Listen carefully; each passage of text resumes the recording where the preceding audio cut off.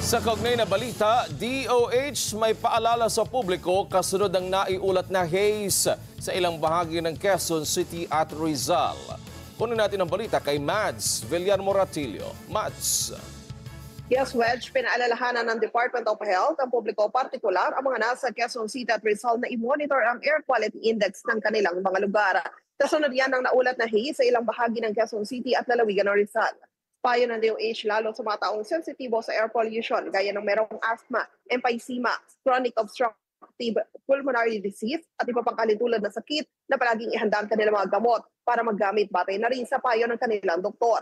Payo naman sa lahat, bawasan kung hindi maiwasan malantad sa haze o polluted na hangin sa labas. Kung lalabas ng bahay, pinapayo ng DOH ang publiko na magsuot ng face mask, lalo ng N95 mask. Kabilang sa batayan ng air quality index ang particulate matter 10 micrometers at PM 2.5 na kinopolekta ng Environmental Management Bureau ng DNR.